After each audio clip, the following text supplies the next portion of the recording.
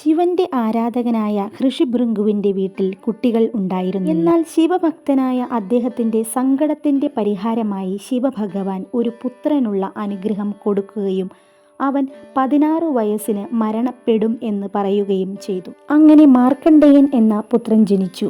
അവന് 16 വയസ്സ് ആയപ്പോൾ മാതാപിതാക്കൾ അവൻ ഉടനെ മരണപ്പെടും എന്ന കാര്യം അറിയിച്ചു. എന്നാൽ മാർക്കണ്ഡേയൻ തൻ്റെ മരണത്തിൽ നിന്നും മുക്തനാവാൻ വേണ്ടി ശിവനെ തപസ്സു ചെയ്തു. അദ്ദേഹം മഹാമൃത്യുഞ്ജയ മന്ത്രം രചിച്ചു. 1 വർഷത്തോളം മന്ത്രം പാരായണം ചെയ്തുകൊണ്ടിരുന്നു.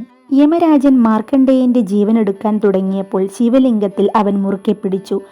ശിവൻ ത്രിശൂലവുമായി യമരാജനോട് പറഞ്ഞു, നിനക്ക് ഒരിക്കലും ഈ മന്ത്രം ചൊല്ലുന്നവനെ കൊണ്ടുപോകാനുള്ള അനുവാദം ഇല്ല. ഓം ത്രയംബകം യജാമഹേ സുഗന്ധിം പുഷ്ടിവർദ്ധനം ഉർവാരുവിമിക ബന്ധനാ മൃത്യോന്മുക്ഷിയമാമൃതാത്.